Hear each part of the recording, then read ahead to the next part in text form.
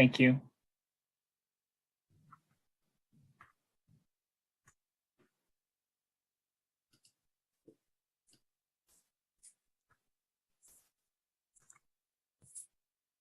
Recording in progress. Okay, Kevin.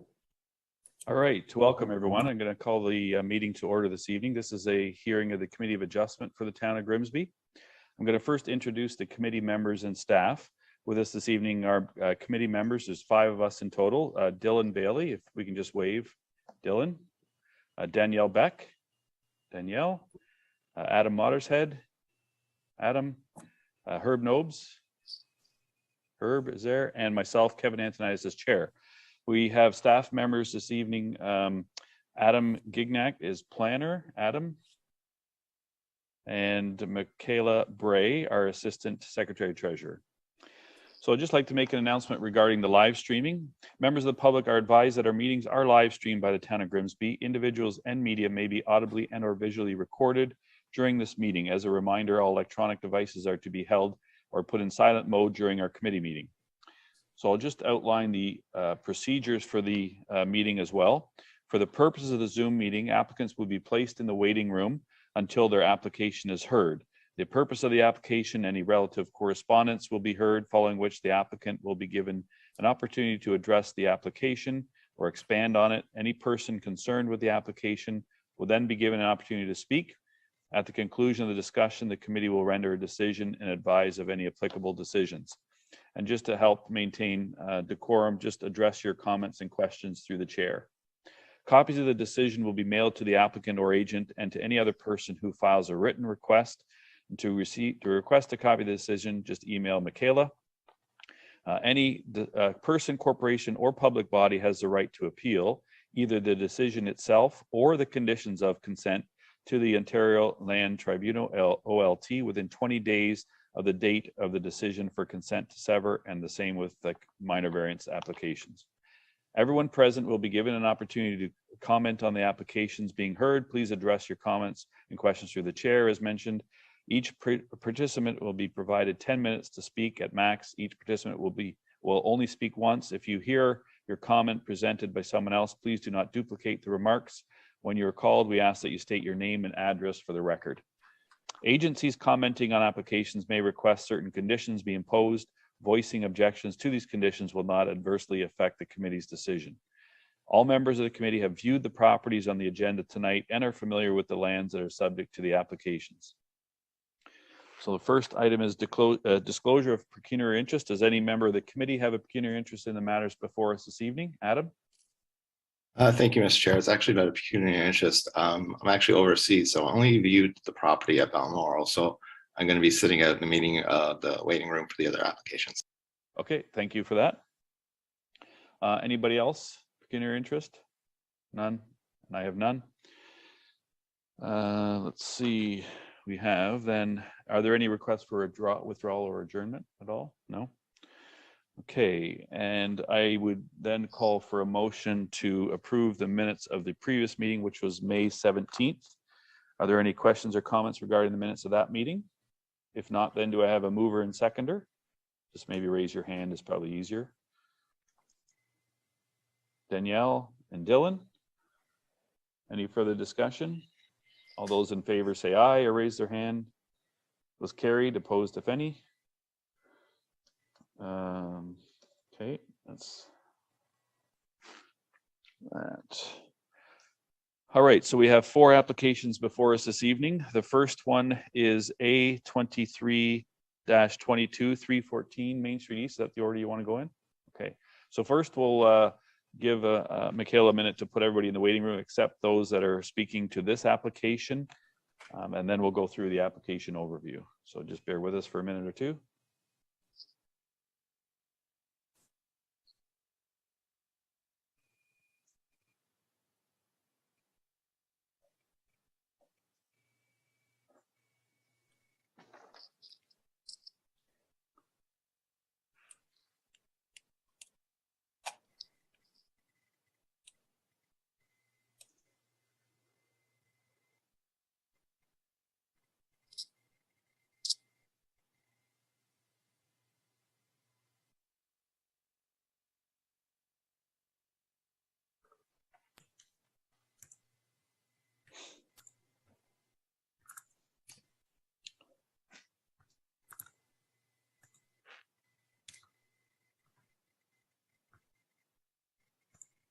Okay, ready when you are. Good evening, everyone. The first application is A2322. It's for 314 Main Street East. The purpose of the minor variance is to facilitate the installation of a privacy fence, and the variance being requested is to permit a privacy fence height of 3.05 meters, whereas the maximum permitted height for a privacy fence is 2 meters. Here's the site plan that was circulated on the notice, and it shows the area of 314 Main Street, which is part of a subdivision application where this 3-meter fence height would apply. So showing the general context of the area, and the fence would be approximately right along here,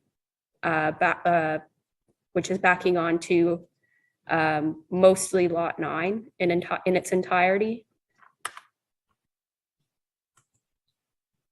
As for correspondence, from planning, from Public Works, Conservation Authority, the Escarpment Commission, and Heritage, there were no concerns. And there was a letter of support from a neighbor at 9 Lawrence Avenue. Thank you.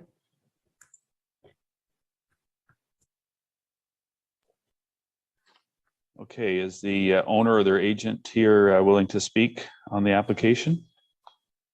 Yes, that would be me. Thank you. Go ahead. Good evening, members of committee, staff, and members of the public. My name is Enzo Bertucci, and I'm the Director of Land Development for Brant Haven. We are the owners of 314 Main Street, which is the subdivision that Michaela had put up on the screen.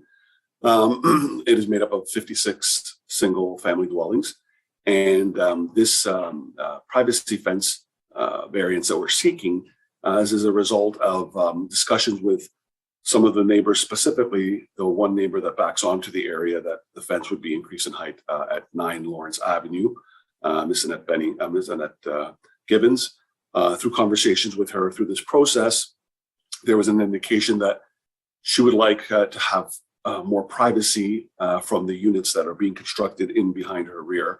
The units we are building are rear sloping units. They're not full walkouts, but because of the grade conditions on the terrace drive that we're constructing, there will be grade differentiation from the main road that we're building to their backyards, and it'll drop down maybe anywhere from 10 to 12 risers.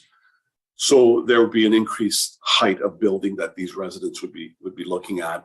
So one of the conditions that the homeowner wanted us to pursue was the ability to increase the privacy fence height. We're required through our approved landscape plan on this project to build an entire privacy fence from our lot 1, which is the northernmost lot on that image, all the way down to lot 17. It's a continuous privacy fence that'll be built on our side of the lots. And again, this was a requirement by City of Town of Grimsby staff in order to ensure that the fence was built in accordance to their approval. And as such, we'll be building it in the coming months. But the variance we're seeking now is to have that increase in that one section to a maximum of 3.05 meters. And again, part of it is because the resident currently has a fence on their property that has points in it that are approximately the same height. And this fence would be replacing their current fence. And when they built their fence, there was no bylaw for fence height. So they feel that there would be a grandfathering issue here that they would like to see applied here. And that is why we were before here this evening in front of the committee for this variance. Obviously, I've read the staff report and we're in support of staff's recommendation for this evening. So thank you for your time, and I'm available to answer any questions. Thank you, Enzo. Any questions from the committee members? Dylan? Thank you. Through you, Mr. Chair, I just have a couple of clarification questions. Go ahead. Perhaps it's to Mr. Bertucci. Is it anticipated that there will be any other residents who will come to you once this is built for a higher fence, given the slope of, the slope differential? Or is this matter sort of being addressed by you because, because there's already an existing fence that's that's that tall already. I guess I'm just wondering if we're going to be hearing from you multiple times through this, or if perhaps the privacy fence should be that tall all the way along. That's just my first question. I can ask my second one later, Mr. Chair. Thank you. Yeah. Enzo? Yeah, through you, Mr. Chair. Yeah, we've communicated to the residences that we would be building the fence along the whole property line and indicated to them that it would be the maximum height of 2 meters. As this one resident obviously was not in favor of our application, this was something that we negotiated with them specifically to deal with their concerns on our application, our file, as well as the fact, it also had something to do with the fact that they do have that current fence at that height. So our intent would be to build the remaining of the fence at 2 meters and to build this one to a maximum. And in my discussions with the resident, and this hasn't been finalized, the idea would be to step up to the 3 meters and then step back down, as opposed to have a straight delineation from 2 to 3, as that might not be aesthetically pleasing for the rest of the neighbors that are sharing along there. So that's something we discussed, but again, that hasn't been finalized as of yet. But our hope is that this would be a one-off on this. Okay, thank you. I think we had an application already on the corner, did we not? Number 1, I think it was Main. Yeah. The corner lot right at Main, Yeah. if I recall. Dylan, did you have a follow-up question? Yes, if I just wanted to again, this is just a clarification question, and maybe just because of the height, it'll be gradual. So that span there is based on the property at 9 Lawrence, not the 3 that are going to be backing onto that. Is that right? That's why it sort of covers 2 and a bit of the new development lots. Am I correct? Exactly. Yeah. The red line you see there is essentially the rear property line of 9 Lawrence Ave. So that's where it will be 3, and then it'll be integrated into the rest of the regular fence. Yeah. The idea is we wouldn't be able to increase. So the area that's red is the area that would be getting approval for the increase in height. So we could only do the gradual rising within that red area. We wouldn't be able to do outside of that, because outside of that okay. would have to conform to the 2 meters. Okay. Thank you. Thank you. Herb was next.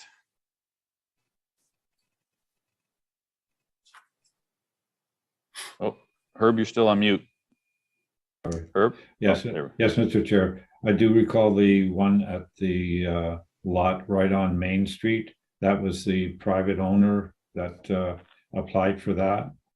And so I'm just wondering if, like Dylan had asked, are you going to be getting more requests for this once people see the fence going up?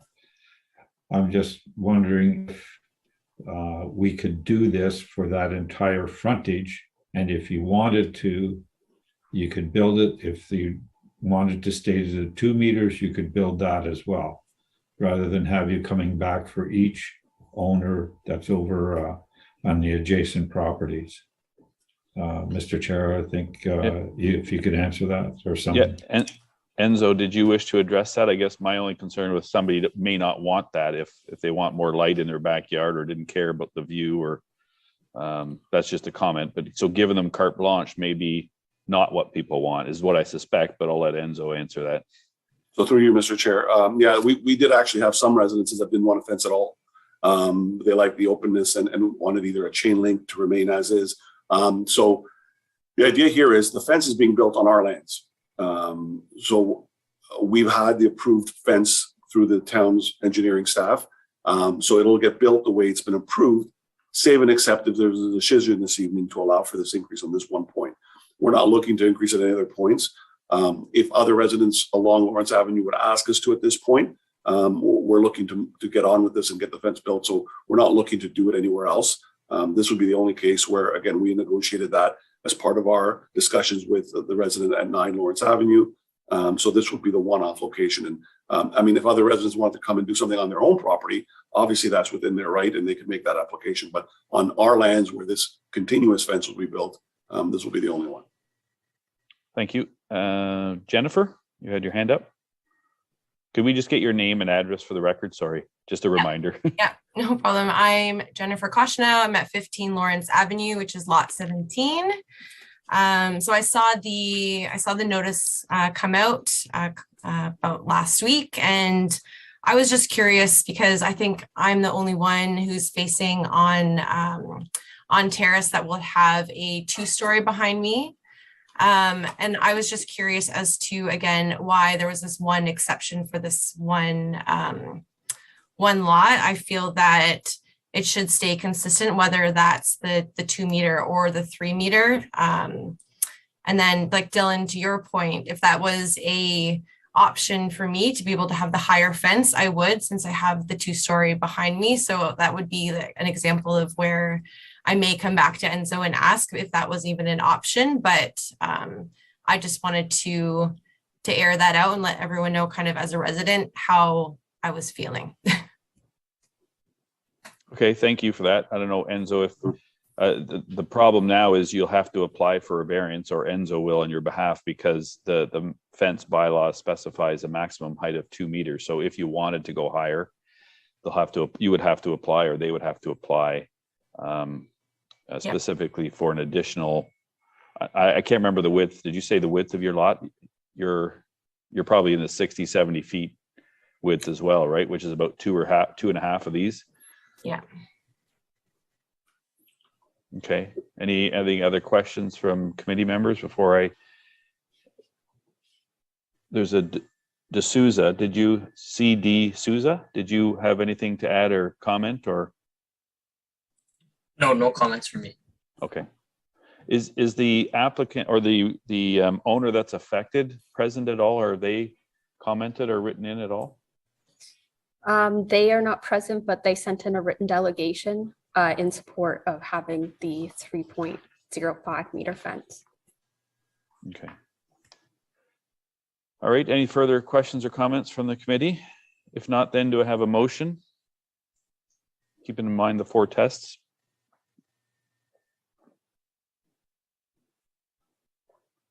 Danielle? Question or a motion? Motion. Thank you, Mr. Oh, Chair. thank you. Yes, I will motion for approval. I do feel after visiting the site and looking at the subdivision plan, there is already a bit of a natural grade change there with the existing established neighborhood. And we also have experience with that previous applicant along Main Street. So I do feel that this is a minor request, that the relief, the increase of the 0.95 meters is definitely desirable for the area. As per the staff report, there really are no regulations or policies that speak to fencing within the OP, but it does maintain the intent and purpose of the official plan and the zoning bylaw. Therefore, I do move that this be approved without any conditions based on the resolution provided. Thank you. A seconder, Herb? Is that your hand for the seconder? Mr. Chair, just to maybe add something, I don't know if Danielle would mind it or not. Could this application, I know it's for the subdivision, but could this application also include the properties of, I think it was 17 Lawrence or Terrace, the Jennifer property? Jennifer, was that 17 Lawrence, you said? It was 15 Lawrence, lot 17 on the map. Oh, maybe we can go back to, I don't know if that would, maybe you could ask Michaela or Adam if that would be a circulation issue. I mean, if it was permitted, it would be up to Enzo to build it if he wanted to, but I mean, that would just be given the permission to build, but I'm not sure it would meet the circulation intent. No, through the chair, I don't believe that we could add that in because it's adding to the application rather than taking anything away. So that just means that proper notice wouldn't have been given to that 60-meter boundary. That doesn't mean that another application can't be made, but I don't believe that we can add that into this one that we have at hand right now. Okay, thank you. Herb, does that answer your question? Well, Mr. Chair, I think in the past, additions have been made to applications, and there were no issues with that because circulation had gone out to the neighboring properties about a exact same dimension or height of a fence or building or whatever. So this is the same for that property, and it would be something that the owner at lot 17 could build themselves, but it would, the requirement would cover that whole section. That's all I'm asking. Okay, Danielle? Sorry, Mr. Chair. I just, for procedure, I do have a motion on the floor. I understand that this is a bit of a discussion to it, but I would not want to amend the motion to include those lots. I don't think it would satisfy the notification. As Enzo's already made clear that this fence is on their property. And the notice does specifically state that this is for the lots 10, 11, and 12. And it doesn't include, I'm assuming it would be lots 6, 7, and 8, which would be the rear adjacent properties to lot number 17, which corresponds with 15 Lawrence. So in my opinion, I think it would be, it wouldn't be meeting our legislative requirements for proper notice given. So my motion stands as is. Okay. Yeah, it's Danielle's motion. So then do we have a seconder on it? Herb, you're nodding, or I'll let Herb do it. So he seconded it. Any further discussion? All those in favor say aye, or raise your hand, maybe easier, quicker. Opposed, if any, was carried. Thank you. So there is a 20-day appeal period before it becomes final and binding. And Jennifer, I guess you can apply on your own if you wish to increase the height yourself. I'm not sure Enzo wants to wait around for another 30 or 60-day circulation period again. But in any event, this one was approved. Thank you. Thank Thank you you. very much. Thanks.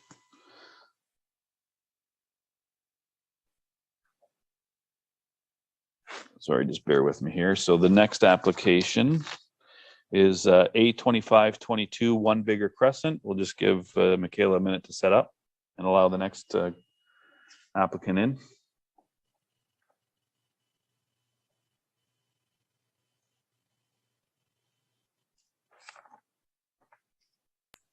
Sorry, Danielle. Like, you kicked me out. Yeah. The list bounces every time you remove someone. So Okay. I was just like, got off easy. One application. nope.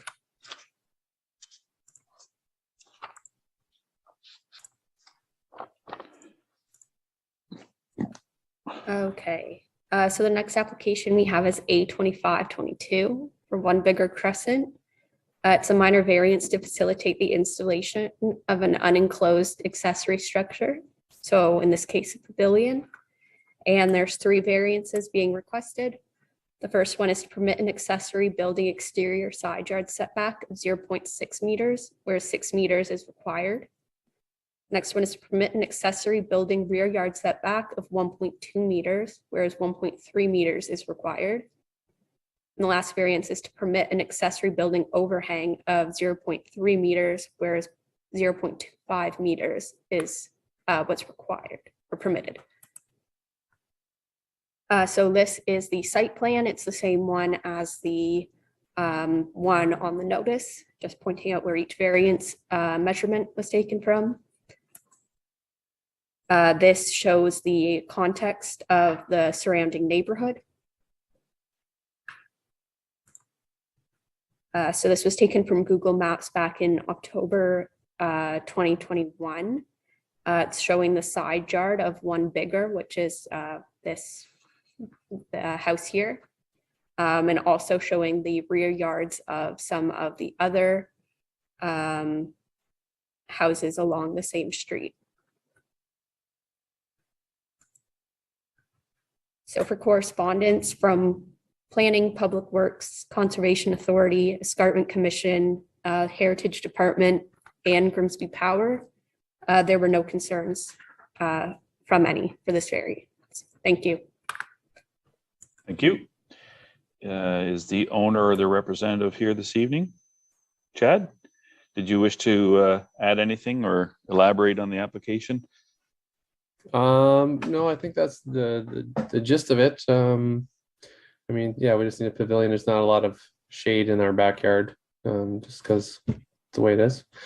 Yeah, so that's why we're hoping to have a pavilion there beside the pool. Thank you. Committee members, any questions? Dylan? Hi, hi, through you, Mr. Chair. I'm sorry. Just to clarify, just so I'm reading this right. So we're looking at, for the two variances, the rear yard and the exterior, or sorry, the rear yard and the overhang. We're looking at 10 centimeters and 5 centimeters. Am I right? And the exterior side yard is 6 meters is required, but we're going for 0.6 meters. Correct. Okay. So 15 centimeters and the other. Okay, thank you. Thanks, Dylan. Any other questions? No further questions. If not, then do I have a motion on the application before us? I'll motion to approve, Mr. Chair. I feel that it meets the 4 tests. It's minor and it's definitely desirable. There will be no impacts. The backyard's completely fenced in. Visually, there's other ones within the area. Thank you. Seconder? Hand raise, anybody? Herb or Dylan? Seconder? Dylan? Thank you. Any further discussion on this application? All those in favor say aye. Opposed, if any? It was carried. Thank you. So again, there is a 20-day appeal period before it becomes final and binding. Thank you, Chad. Thank you. Have a good evening. You too. Thanks, everyone. Good night. Okay, so the next application is 288 Kemp Road West, A24-22. Give Michaela a minute to set up.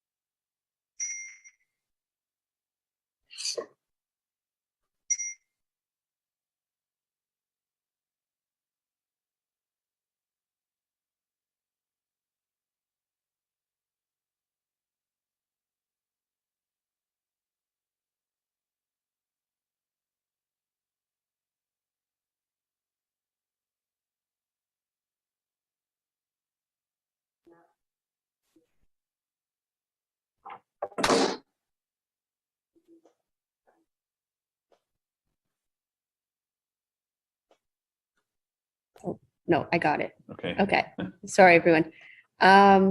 So the next application is A24-22. It's 288 Kemp Road West. The minor variances are being requested to facilitate the use of a temporary tent. And the variance specifically requests to permit a temporary tent from May 1st to November 1st on an annual basis, whereas temporary tents are only permitted to be erected for not more than 2 weeks. So here are the site plans that were submitted by the applicant. On the left, just showing the general location of the tent. And on the right, showing the measurements as well as just a closer, more accurate location. Here is the subject site outlined in yellow, just showing the context of the surrounding area. So this photo was taken from Google Maps in October. That actually shows the tent. And then a staff photo that was taken last week, also showing the location of the tent from the street. For correspondence from planning, there are no concerns. From Public Works, there were no concerns.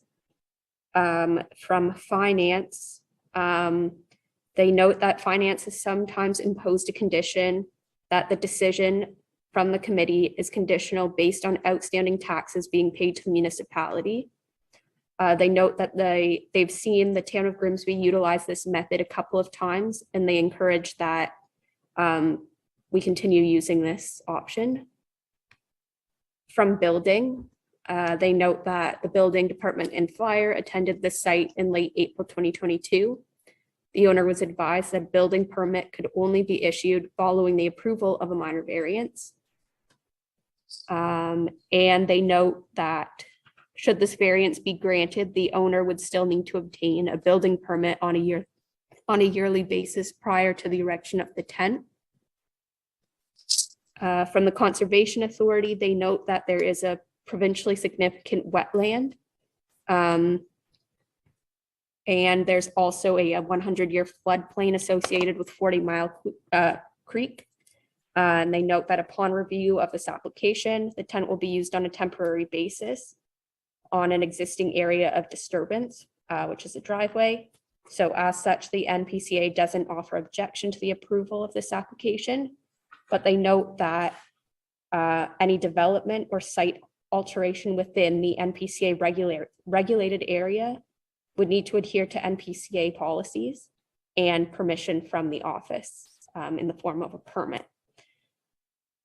From Niagara region, although a septic plan was submitted, they are still requesting to do a private sewage inspection. They just have concerns with the location and the function of the tent that they want to clarify. So they're suggesting a deferral as they haven't had a chance to do the inspection yet. From the Escarpment Commission, it's not within the escarpment plan area, so no concerns from them. From Heritage, there are no heritage implications. From Grimsby Power, no concerns. We got one letter from a neighbor who is also in attendance tonight, so I will let them speak to that. We also got a letter in support from the residents at 283 Englehart Road. Thank you. Thanks, Michaela. Is the owner or their representative here? Is it? Yes, I am. I'm right here. Would you like to speak at all or explain maybe the rationale for the request? Definitely, and thank you very much for having me. This actually tent started through COVID times. I'm talking about last year, 2021, when everything was closed for indoors. We had a few requests of a celebration of life, but a request of a baptism. So that's when one of the club members said, you know what, they putting tents everywhere, every place, every hospitality, they have these tents. Why don't we do something like that to accommodate, you know, people in needs, pretty much members of the club. So that's how we started. We put that more for people not to be inside, just to be outside through this COVID. We carry on to this year again, just because we still have people very afraid to come in. And this COVID still goes around. Hopefully it's just going to disappear soon. And this tent will not be here anymore if it's not necessary. So instead of having that 20 people indoors for a baptism, we will just move that into the tent. Last year, literally, we use it for probably 3 times the whole year. And this year we just use it once. Actually, on a weekend we did another celebration or laugh with one of our neighbors on the street that they came in and asked to use the tent. So pretty much this is the story of this tent on the property. Okay, thank you. Is it Morella? Did I get that right, Morella? Yes, it is. Okay, thank you. Yes, it is. Thank you. Thank you. Any questions from the committee members first? Dylan, you have your hand up. Through you, Mr. Chair, I have a couple of questions for a variety of people. The first one is to the owner. I was just noticing, and I would just like your comment, that I believe that you were advised that you could only put up the tent this year if a building permit was issued and a minor variance was granted. and then you put it up in May of 20 this year, May of 2022 this year, with neither of those permissions. So I'm just wondering if you can comment on that. Definitely. What happened this year, because I wanted to start earlier. I started in February and I went to the city. I pay exactly what I did last year, $212 to put the tent up. In a couple of weeks, I received an email saying that this year is not like last year, so I have to actually apply for a minor variant, which to me was something new. So I had to a little bit to help, have the help from the city, from actually Mrs. Michaela Bray, to guide me a little bit to do the minor variant. I paid the city.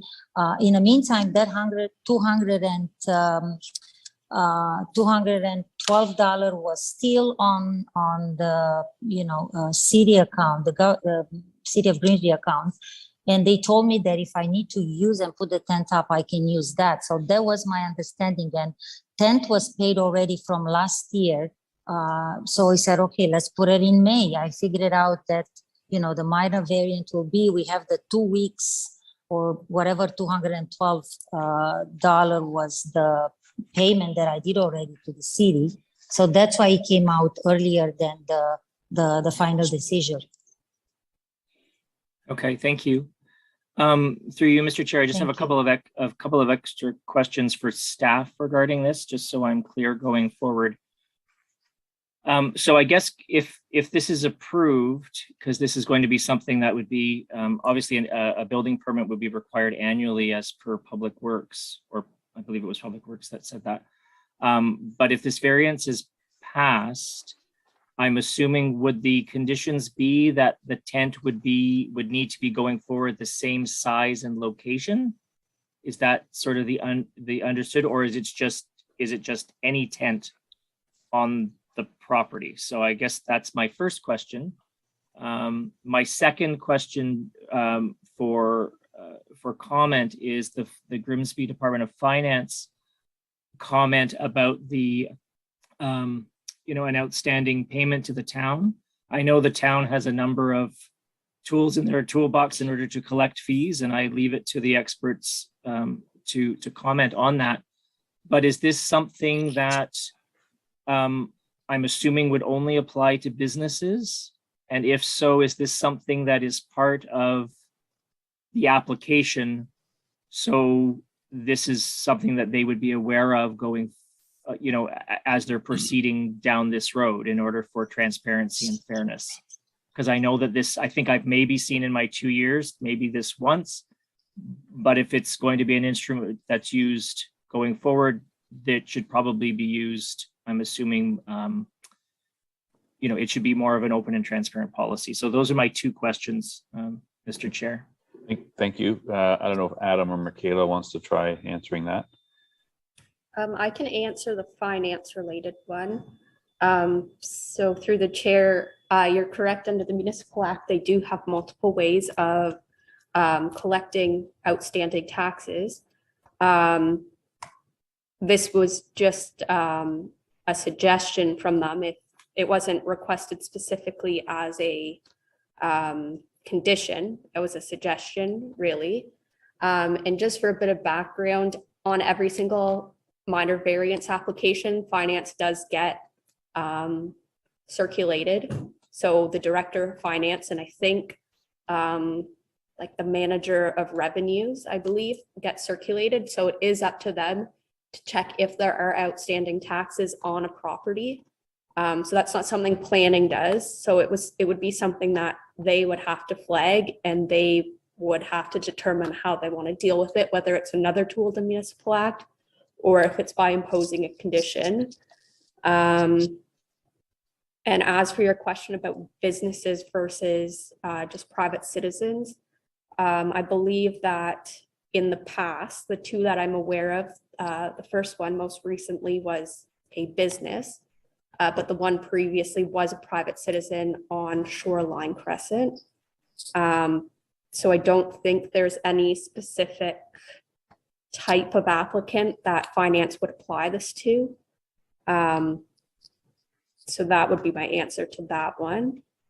And then for your other point, you're welcome to impose that as a condition. You're correct in saying that that wasn't included in the variance requested. So if you feel that that's important to note, committee members are able to impose conditions to any decision. Thank you, Michaela. Does that answer your question, Dylan? Sorry, it does. I mean, I don't necessarily, I mean, thank you for the finance one, that does help. And that it's not necessarily a condition, but just a comment from them. Mm-hmm. But on the issue of sort of the tent and location and size, okay, I guess I'm just looking for. I mean, I don't necessarily have an issue with this application, to be very honest with you, but I'm just thinking, you know, I'm assuming that it would likely be in our, meaning the town's best interest to sort of potentially limit some of the, if we can, what some of the conditions are around, you know, a tent, i.e. location and size, because I'm assuming that, you know, just a tent could mean different things. Maybe I'm overthinking this. Yeah. No, you could tighten it down with a condition that they already put the dimensions as a 20 by 80 foot tent. And there's a blue line, like you could nail it down with, or tighten it down with that size and the general location, and specify that it's on the driveway as well, because that's where it is now. But that would also address some of the comments and concerns of the, both the Conservation Authority and the region regarding the septic, because I was there this afternoon and it was obvious that the septic's on the other side of the building, the tile field and so on, based on the access lids, I guess. But this is obviously on a driveway, so you could tighten it down with saying that it's the existing tent general location to a maximum size of 20 feet by 80 feet or something to that effect, and that an annual building permit be applied for to ensure that it's in that same location every time. Something to that effect. I'll ask Adam maybe to clarify if I didn't cover it enough. Through you, Mr. Chair. Yeah, that would just about cover it. They would require an annual building permit, as you stated, every time the tent goes up. Limiting by the general size and having a general location within the area of the driveway would, again, pretty much cover everything. And then Herb, you had a question? Yes, Mr. Chair. I was just wondering, I was out there also, and I'm looking at it, and the tent looks like it's been up there probably since last year. Was it ever taken down? And as part of this application, I would feel if it was approved that it would be definitely have limits to when it goes up and when it comes down, and the size and the location. Also, maybe to Michaela, has the building department issued an order on this tent? Through the chair, they have not ordered. There's no zoning order active. No, a building permit order. Oh, a building permit. No, they requested that a minor variance be approved first in order Well, to. They have that authority to issue an order to remove the tent at any time, and they haven't chosen to follow that or that option. Not that I'm aware of. Okay. My other concern is looks like if this is approved, we're approving this tent indefinitely.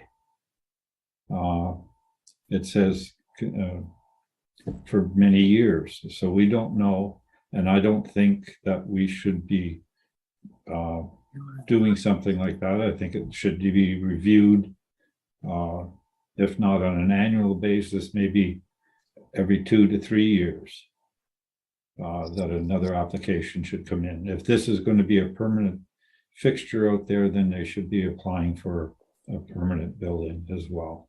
That's what my only comments, Mr. Chairman. That I had that question too. Is there a way to put a time limit on a variance like you have a holding provision or a temporary use bylaw? That would be a question for Adam.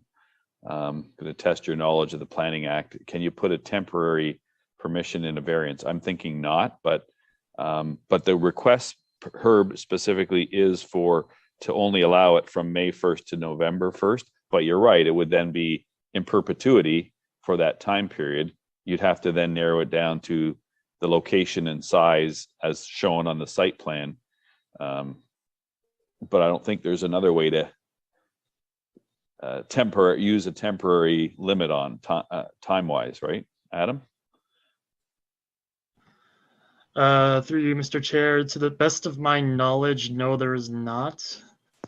I don't believe there is a time frame you could set for a variance such as this. Any other Well, questions? Mr. Chair, Herb, sorry. Yes, Mr. Chair, through you, we do put time limits on variances and severances as well. If things aren't complied with within a certain length of time, the application is null and void.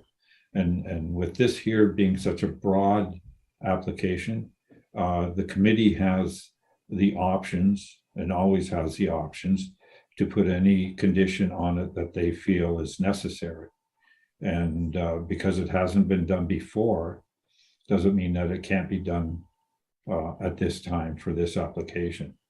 You can check with the Planning Act on that, and similar to other applications that we've had in the past, the committee can put applications on it, what they feel is necessary. Thanks, Herb.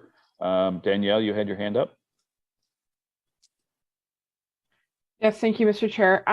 Question to Adam. Although that they're only allowed to have a tent up for 2 weeks at a time, is there a restriction or limitation on to how many times they can have a tent up for 2 weeks in a, let's say, calendar year? Through you, Mr. Chair, there is no limit on the total number of times. It would just be that a building permit application would be required for each time the tent would be put up for each 2-week period. Okay, so theoretically then they could have it erected for 2 weeks, deconstructed for a day, erected for 2 weeks, deconstructed for a day. Theoretically, I'm not saying that that's the most cost efficient or efficient way to do it, but theoretically under the zoning bylaw, to comply with applicable law, that would be a way that they could get around it. But who wants to go through 30 some odd building permits a year just to go through that? So it's not an occurrence issue, it's just length of time issue, right? To speak to what Herb was talking about, technically speaking, under the Planning Act, a variance does stick with a property in perpetuity. That being said, I have seen committees, and I think we have also done it, where we have put a time restriction on it saying that this variance is only good for 2 years or 3 years. This variance is going to be referred to every single time a building permit is pulled for this tent. And in 2 years or 3 years' time, when this variance is pulled to clear the applicable law check for the building permit, and they see that this variance is no longer applicable because it's past the 2 or 3 years, then it wouldn't clear applicable law under building code. So that could be a way that we could get around it. How enforceable it is, are we creating an enforcement issue? Are there other issues under statutory powers in the Municipal Act? I don't know. That would be a concern. I personally am not comfortable with that. I personally do not feel that this is appropriate, and I don't feel that this is minor for the property. So at this point in time, I am not supportive of the application, just because I have the floor at this time. So I'm just going to make my comments. Sorry, Mr. Chair, I went from a question to a statement. But I also would like to also hear, I think, from the neighbors as well too, and just hear what their concerns are, or in support, because I think we do have both on this application. So I'll hold the rest of my comments until after. Thank you. Thank you, Danielle. Any questions from the committee before I open it up to members of the public? Herb? Yes, Mr. Chair, just to clarify a little bit, some of the restrictions are not necessarily part of the Planning Act. It's part of the building code for tents, temporary structures and so forth. They put a limit on how long they could go up. Okay, so thank you. It's not necessarily just with the Planning Act. Thanks for that clarification. Anyone else? If not, then is there anyone in the audience that would like to speak to it? We can do it in order if you just want to raise your hand or physically raise your hand. Okay, Mr. Ferrari, is it Ferrari? Yes, thank you, Mr. Chair. Oh, sorry, could we just get your name and address for the record? Sorry, I forgot to ask you. So it's Michael and Susanna Ferrari at 233 Inglehart. And I'm kind of representing several of my neighbors, as I mentioned to Michaela, speaking on their behalf of the situation. So first of all, one of our biggest concerns as a community is this a cultural center, which it has been operating as a social and cultural center, which is wonderful, or is it a banquet facility? Because to address the points of the owner, I think we're all have no issues with COVID and having tents up, because I've eaten in many tents throughout Southern Ontario over the past 2.5 years because of the restrictions. But there has not been, what we're all concerned about, nightclub music at these restaurants.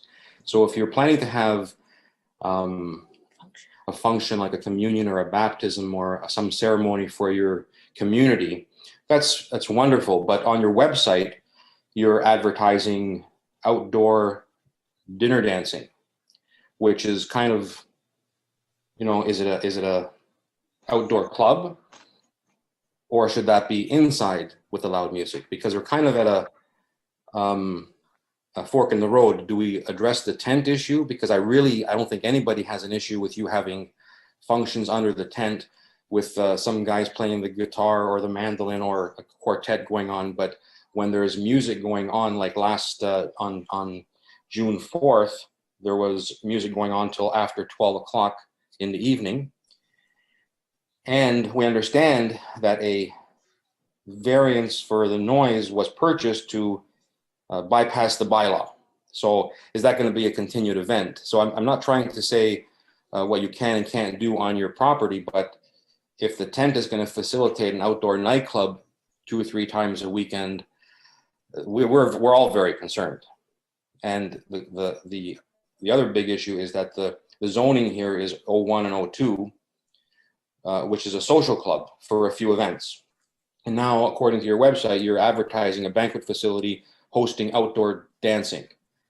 So again, having the tent up is not so much the problem with any of us, I don't think, in the neighborhood.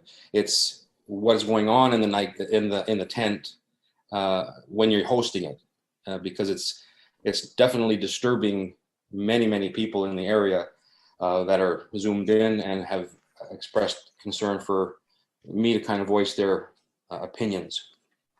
So again, we appreciate the actual club and what it does and its role in the community and to its members, and we have no real problem with the tent per se. But loud music is if it's going to follow up with that because you don't have the space to do it inside, then it's a big problem. Because if you have the stereo going inside full blast, then nobody really cares. But as soon as you move that stereo amplified music outside, it was heard past Wolverton and Ridge, and not subtly, very loudly. So it's a big concern to all of us. So I haven't got much more to say. So I think I'm not trying to make it two separate issues, but unfortunately they are related issues, because if we can say, hey, we're not going to do that, we're only going to have no music, no amplified music, then I think the whole street or the neighborhood doesn't really care if you're having extra people on the property. God bless. But if you're going to be doing loud music, amplified music, when you have these functions, then I think everybody's going to be against it. Thank you, Mr. Chair. Thank you. If I could maybe have the owner respond to that first before we open up. I see Rick has his hand up, so go ahead, Marilla. Hi, yes, and thank you very much for giving me opportunity to respond. June 4th, we had a room inside. It was actually a COVID wedding. The bride was really fanatic of going inside, even to the washroom. So I just wanted to ask Mr. Ferreira, was June 4th? Yes, it was. We went to the city. We asked twice if we need to purchase a noise permit for the night, and we were told that they don't, they don't have something like that. We did shut the music at 12 o'clock, but prior that June 4th, my question to Mr. Ferreira is, when was the last time when the music was out? And I will answer that is 2017, when the club's president had his daughter's wedding. Now, we are paying taxes out of the commercial, but we are still a club nonprofit. So it is a social club. We don't do music outside. We don't do discotheque clubs or anything like that. Pretty much we keep that tent again for people that they're still under the COVID rules, for couples that they want to get married. Yes, we do have a beautiful property with a beautiful gazebo and willow trees, and they get married there, they take pictures. And I do promote that because, you know what, a lot of kids these days, weddings are very expensive, and they just come in and they just want to get married and go home. I do advertise that indeed, but again, it's not a club. We don't play music. Last time was 2017, and now it's June 4th, 2022. So it is a big gap between these years of having music loud outside. And, you know, I called the neighbor, Mr. Martin, and said, listen, we're going to have this party on the June 4th. We apologize.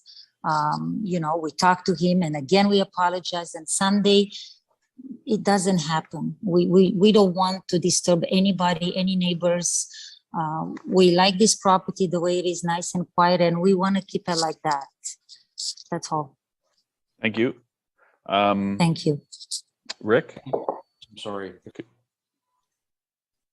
For a moment, Mr. Chair. That's wonderful. If you can guarantee us that this is a once a year or once every 2 year event, then I think I can speak on behalf of everybody, no problem for the tent. But if next week it happens again and again and again after you get your permit or your variance, what do we do then? No, it's not going to happen. And you know why? Because really 11 o'clock by my you know, like a human being, 11 o'clock should not be music loud outside, period. Doesn't matter where you live.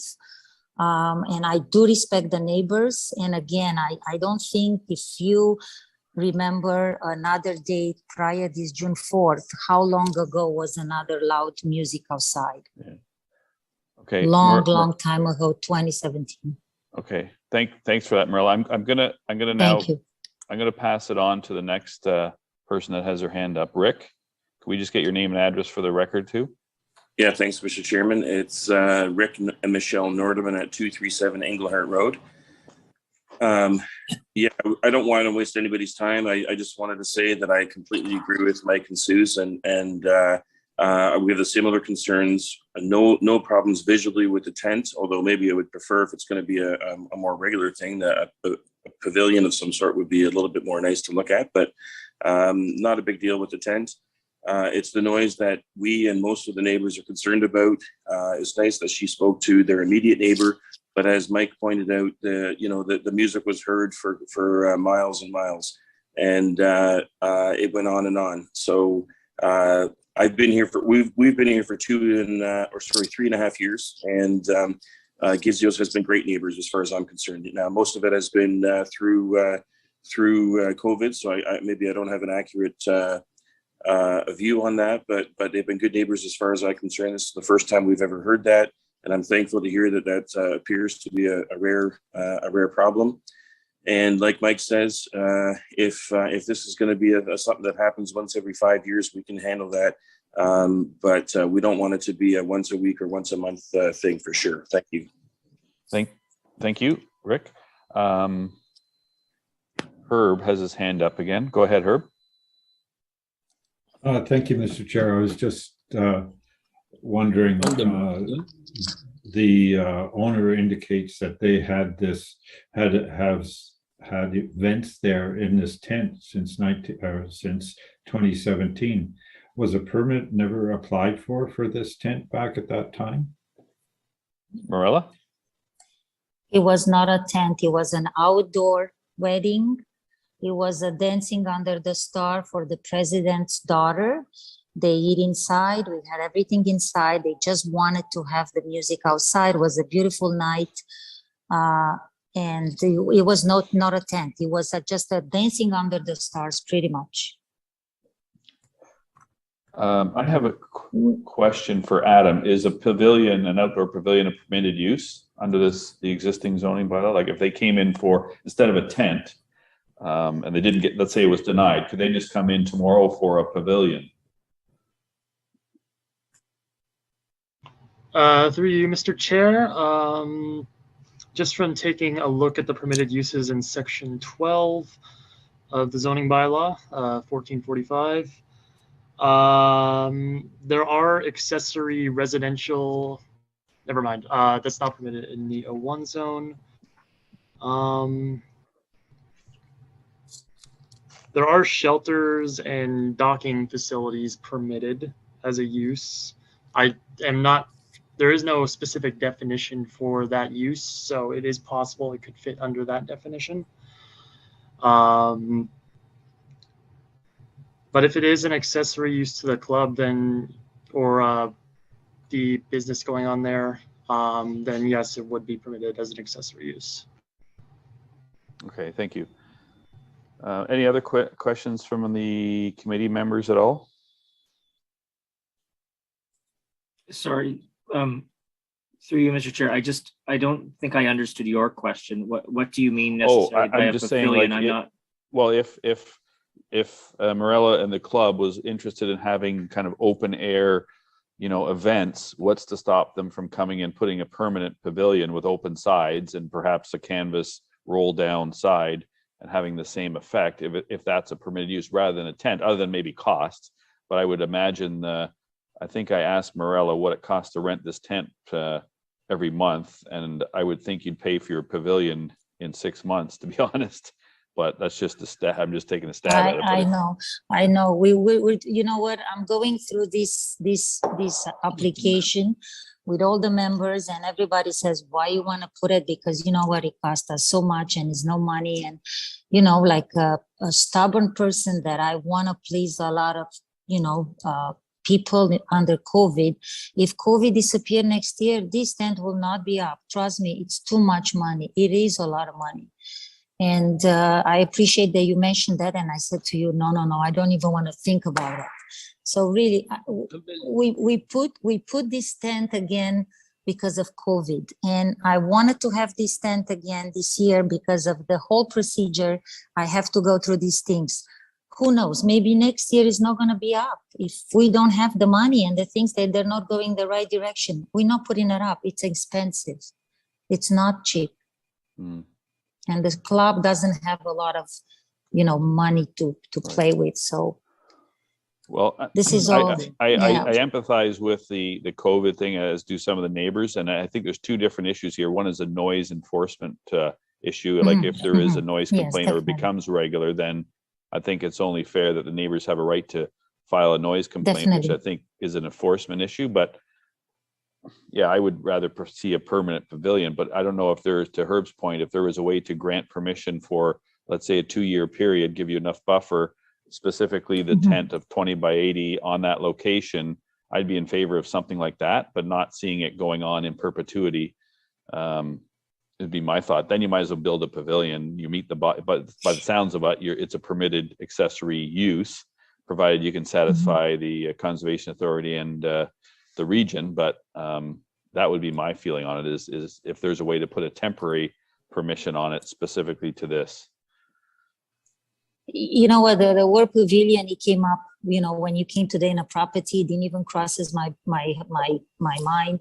And I will just definitely present that to the members here when we have the meeting, and we just go from there. Any other comments or questions? Dylan? Yeah, no, I just sort of gauging the room and also what the owner has said.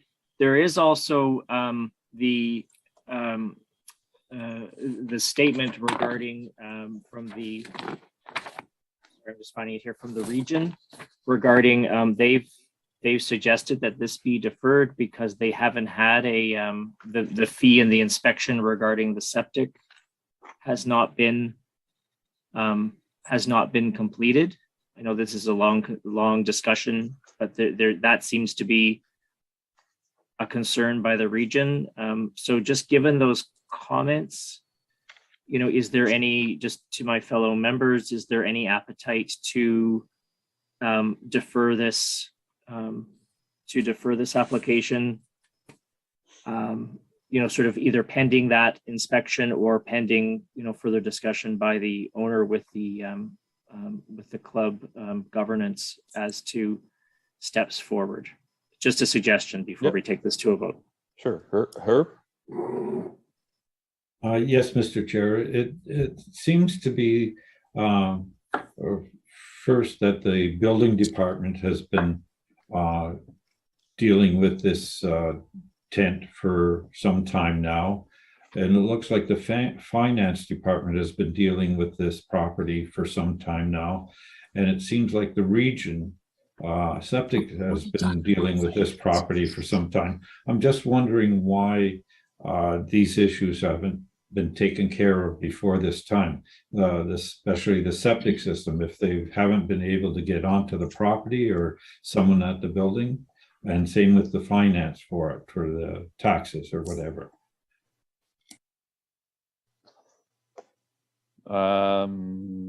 Maybe Michaela. Oh, sorry. Morella, would you like to respond to that? I don't understand what these finances is. What is this that we're talking about? Are they alluding to a tax arrear issue? There's no tax. There's no taxes. The taxes they're up to date.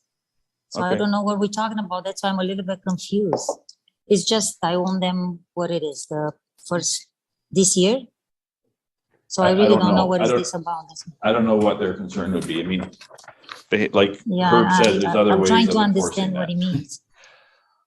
I'm not as, I think the region flagged this only because they were circulated the variance, Herb, is what I suspect. Like we had one last month, 2 months ago on Ridge Road. And so because they're circulated, they pull the file and say, well, now we're concerned about the septic. But if I look at where the tent was, I'm not sure what the two have to do with each other. If they had a permit for the structure for the banquet hall or social club, then I'm assuming it would have been in 1990. So it's not that old that it would have met the requirements then. I think they're concerned that the tent wasn't put directly over top of the septic bed or tile bed is what I'm assuming. But if they had visited the site, they would have seen, or from the air photo of the application, that it's directly on the pavement. Dylan? Sorry, and just clarification as well. Again, I know that there's a history to this, and this is sort of, but has something changed regarding COVID, that COVID allowed a tent through the town to be erected? Adam?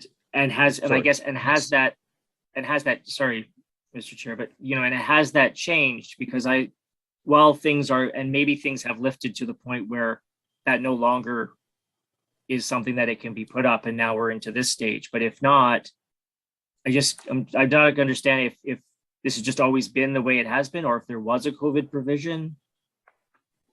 I'll let Adam or Michaela maybe respond. Yes, please. Through the chair, there was no COVID-specific tent policy, but I'll note that our bylaw department operates on a complaint basis. So from what I understand, there was notice to someone at town hall that a tent had been up for more than 2 weeks. So that kind of triggered the look into it. So that, I mean, it also kind of answers Herb's questions that these comments are popping up because people have been alerted to it through this application. Does that help, Herb? And Dylan? All right. Mike, you had one more comment?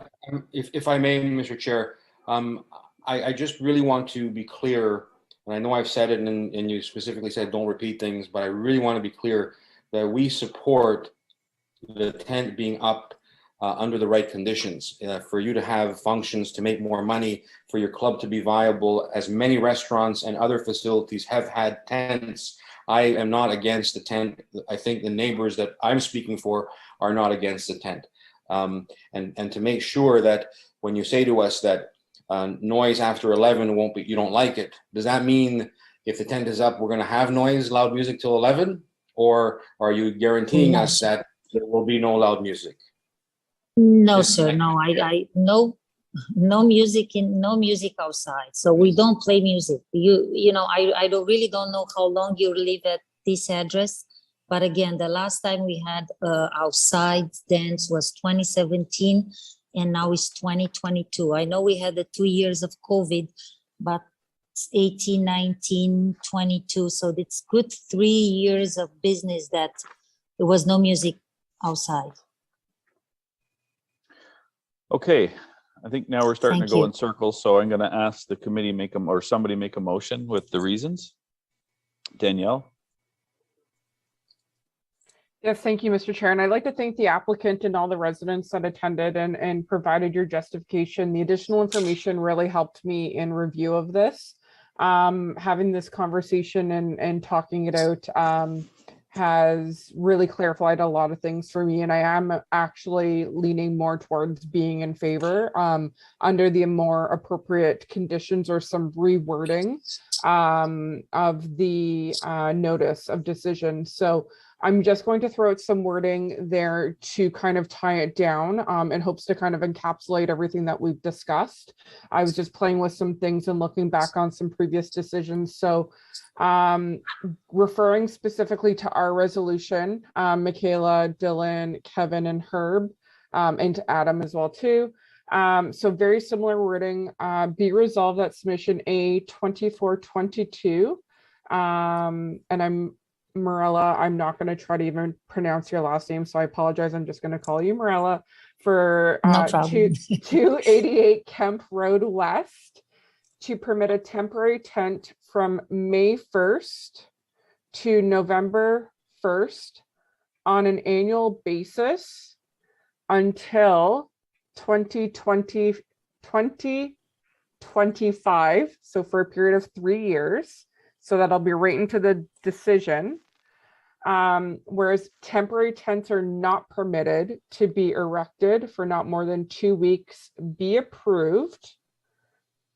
Now, I know that we have some discussions back and forth. However, we have comments that say that tax has outstanding taxes, and that's a very recent correspondence. Correct, Michaela?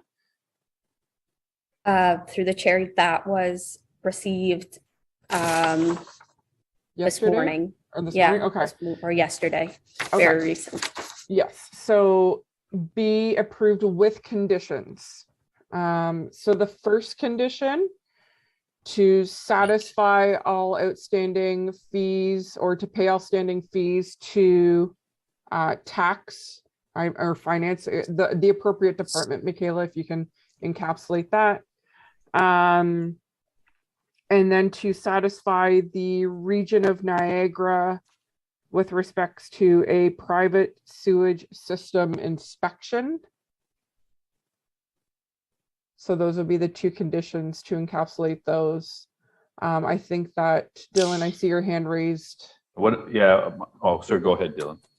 No, through you, Mr. Chair, and just perhaps Danielle, a friendly addition perhaps is sort of encapsulating sort of size and place.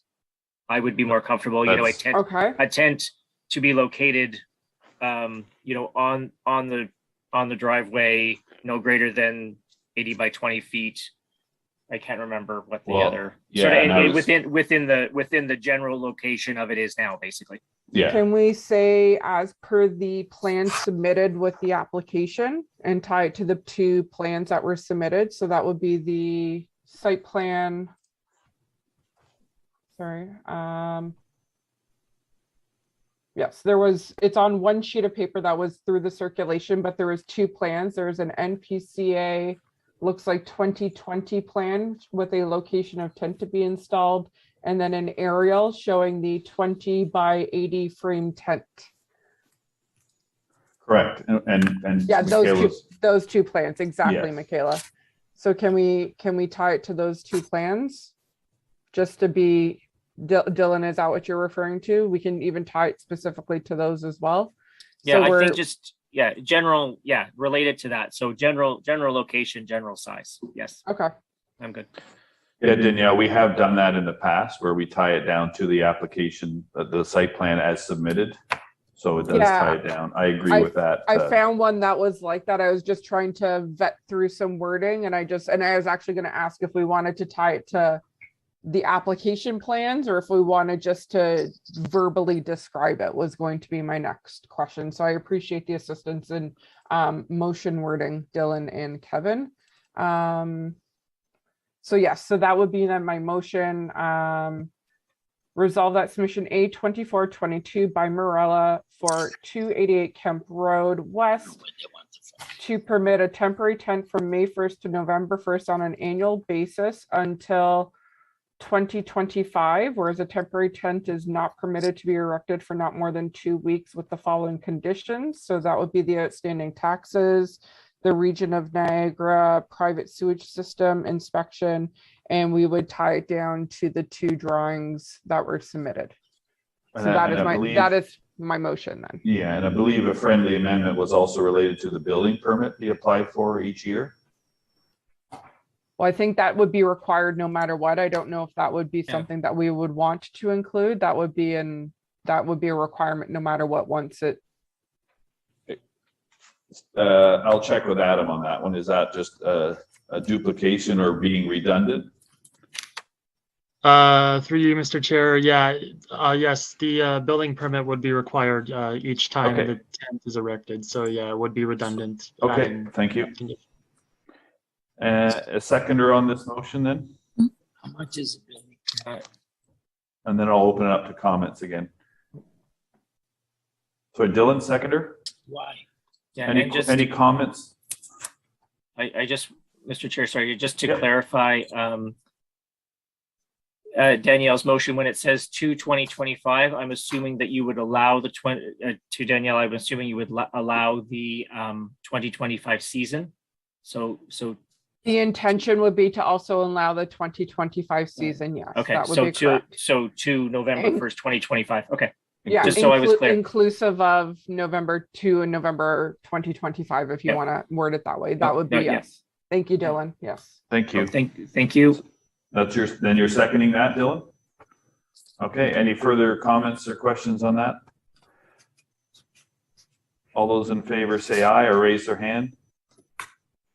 Opposed, if any? Was carried. So it was approved with those conditions, Marilla, and subject to those conditions, and there is a 20-day appeal period before it becomes final and binding. Need to change the screen, so. Yeah, I'm just gonna ask Michaela to put us back there. That's better. Thank you. Yes, that was approved with those conditions, and the time period is until 2025 inclusive. But again, there is a 20-day appeal period before it becomes final. Thank you, everybody, for attending. Have a good evening. Thank you. Thank you. Okay, so our last application this evening is A03-2022, 2 Balmoral Avenue.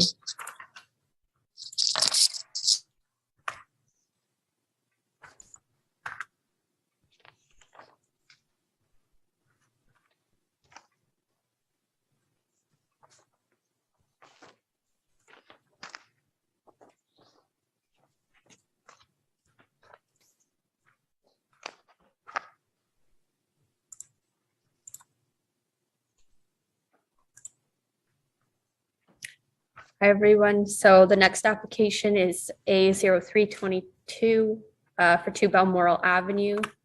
It's a minor variance to facilitate the construction of a new single detached 2-story dwelling.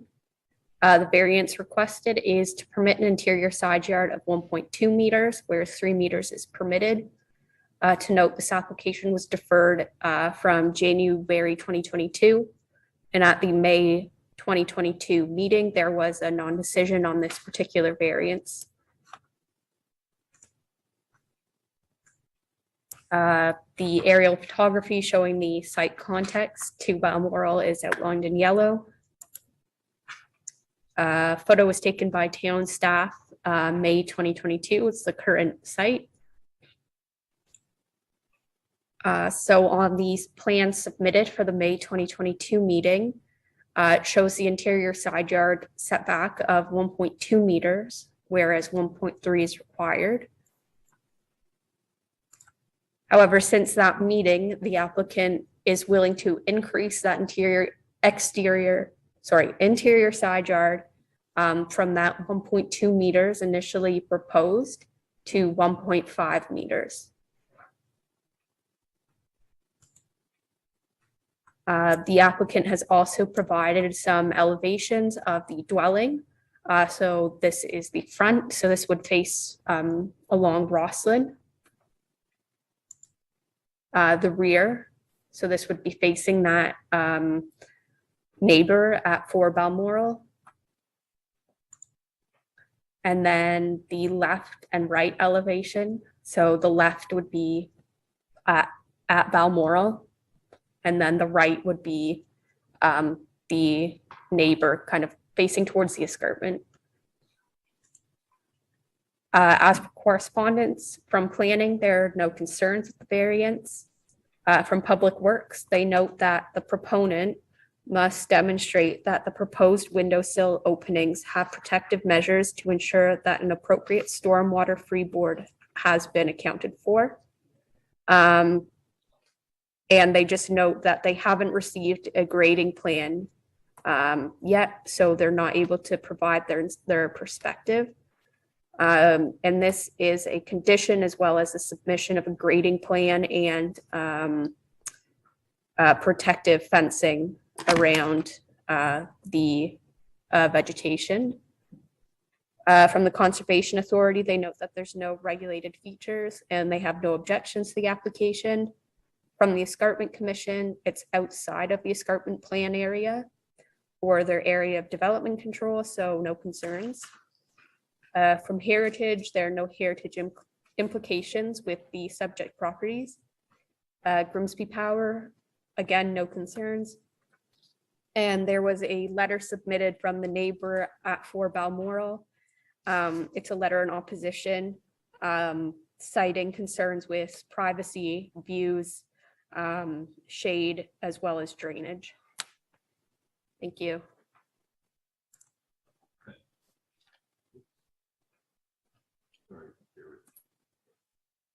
Okay, thank you. Sorry, is the owner or the representative, is it Bruno? You're speaking to the regarding the application? Go ahead. Well, I think the proposed building, as you know, we've changed it from a 1 floor to sort of accommodate the tree and take all that into concern. And we shifted it to a 2-story, and there was still some concern from the neighbor at 4. And to allay some of that, my client has given up or will give up an extra foot of space along that side to provide a little bit more relief, hopefully, satisfying somewhat the neighbor at 4 Balmoral. There's not much else that she can do to build the house that she'd like to build and live in on that lot. So she's, obviously looking for that allowance and hoping that she can get on with building the house that she bought the lot to build on. So there's really not much more to say. I'm hoping that, that can be done and achieved. Okay, thank you. Questions from the committee first. Dylan? For you, Mr. Chair, just to A question, the 1.2 to 1.5, I'm assuming that was a very recent development, just so, because it's not in any of the paperwork that I have. And I also wanted to just, I just wanted to confirm an assumption that the letter from the neighbor is from our last meeting in May. It hasn't been updated based on the 1.5 to see if there's been any change of thought. Chair, the letter was resubmitted by those owners at 4 Balmoral. No changes to it, but they did resubmit once they got the notice. And as for the 1.5 number, I believe that was outlined in the planning report, which I think Adam could elaborate on. Was it circulated, I guess, is the question. Sorry? Was it circulated as 1.5 or 1.2? On the notice of hearing, because it's the same, it had to stay the same as the non-decision.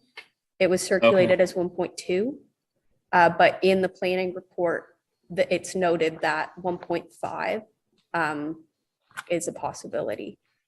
And then it would be up to the committee whether they want to either modify the resolution or have a condition that it be 1.5. Sorry, was that updated in the, I'm sorry, through you, Mr. Chair, was that updated in the planning report? It should be in the planning report. Sorry, so the application, sorry, just to be clear, and I get the 1.2 to 1.5. I'm not really that thick, but the application summary says that the variance requested is 1.2. Now, is that still what stands, and 1.5 is in the text of the document, which I can't seem to find. But anyway, so 1.2 is on the table then. There's one small line at the end of minimum interior side yard setback. It says, we also note that the revised site plan shows an increase in the proposed side yard to 1.5 meters. But the rest of the planning the rest of the planning analysis, though, I missed it the first time as well. The rest of the planning analysis is based on 1.2 though. I just found it. I apologize. Thank you, Mr. Chair. Thank you. Herb? Yes, Mr. Chair, on that same note, was this was 1.5 was from the planning department, is that correct? And do we have anything in writing from the applicant saying that they are willing to change it to 1.5? Plan, or through the chair, the plans were submitted by the applicant showing 1.5. On the revised plan? On the revised plans, yeah, that were included in the agenda. So yes, Herb, to answer your question, it is in writing at 1.5. It's documented on the plan submitted, right? Yeah. Yeah.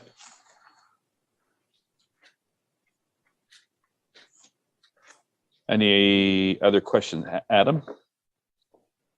Yes, thank you, Mr. Chair. Just want to thank the applicant, or sorry, the agent for submitting the drawings. In my opinion, it sort of underscores pretty much my opinion in the last I guess hearing of this particular variance, and that it just sort of to me it just represents an overbuilding of a lot when you've taken in consideration the previous variances that were granted.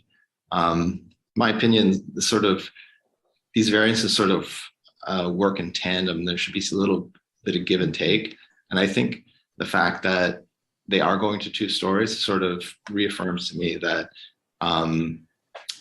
the variance of going from 3 to 2, I guess 1.5 now, is still not minor. Sorry, it is not minor. Thank you, Adam. Any other questions or comments? Herb? Yes, Mr. Chair, and maybe to the planning department. How many other structures, residents in the area are 2-story? Adam? Through you, Mr. Chair, there are a few others along Rosslyn Avenue and Balmoral Avenue that are 2 stories. There is one that is across the street that is 2 stories and was planned for 2 stories. I believe it is 16 Rosslyn Avenue. But it is a mix of 1 to 2 stories throughout the neighborhood, or the immediate area of the neighborhood. Thank you. Yeah, my comments are, I appreciate the fact that the applicant has gone through a lot of hurdles and has moved the plan or changed the plans back and forth and is willing to compromise again on this side. I think 3 meters, I don't know why the 3 meters is so onerous on this one side, an interior side yard, but I'm not going to get into that. I find 1.5 is plenty on this side. I know the comment came from the neighbor about a view, but again, we've talked about this before. You don't really have a right to a view. 2 stories is a permitted use. We see that happening in all these neighborhoods now as intensification and gentrification happens. I've got to say, overall, I think the variance, as the single one that we're dealing with this evening, is minor in nature. It is appropriate for the development and use of the land, does meet the intent of the official plan and zoning bylaw, and appreciate the efforts that the applicant has gone and been put through to kind of appease the neighbors and neighborhood, and planning is in support of it. So I would say that I'd also support it, but I'll also open it up to other comments and questions from the committee's members if there are any more.